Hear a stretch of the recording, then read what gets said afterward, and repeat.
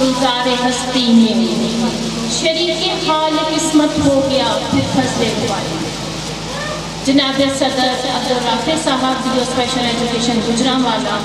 معزز اساتذہ اکرام،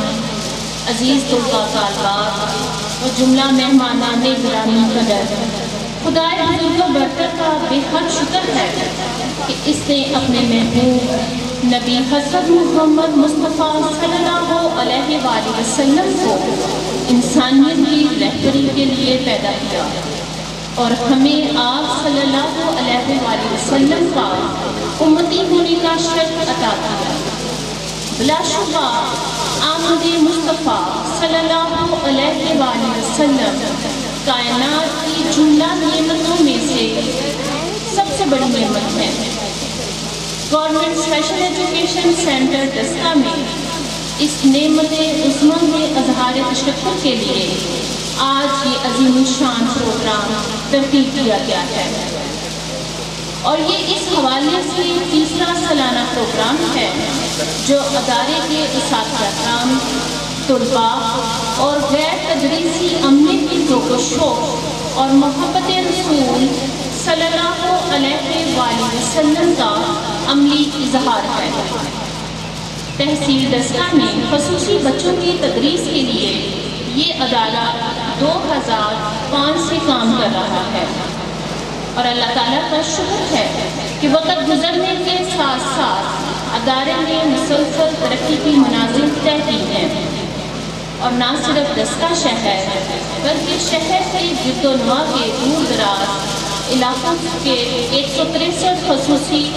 بچے یہاں پر تعلیم کے زیور سے آراستہ ہو رہے ہیں۔ بصارت سے محروم بچے، سماج سے محروم، جسمانی طور پر متاثرہ اور ذہنی پسماندہ بچے بھی اس ادارے کی بدولت اب معاشرے کا فعال مکن بن چکے ہیں اور آج اس بابرکت محفل میں ان بچوں کی کارکردگی سے یہ بات روز روشن کی طرح عیاں ہے کہ یہ بچے بھی کسی سے کسی طرح کم نہیں ہیں۔ محفل کے آغاز سے ہی بچوں کی طرف سے اپنے کریم آقا صلی اللہ علیہ وآلہ وسلم کی خدمت میں درود و سلام اور ہدیہ نعت پیش کرنے کا سلسلہ جاری ہے،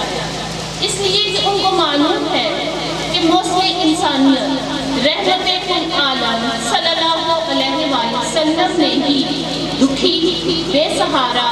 کمزور اور ناتواں افراد کو معاشرے میں عزت و تکریم عطا کی۔ وہ نبیوں میں رحمت لقب پانے والا، وہ نبیوں میں رحمت لقب پانے والا، مرادیں غریبوں کی بڑھ لانے والا، مرادیں غریبوں کی بڑھ لانے والا، فقیروں کا ملجا،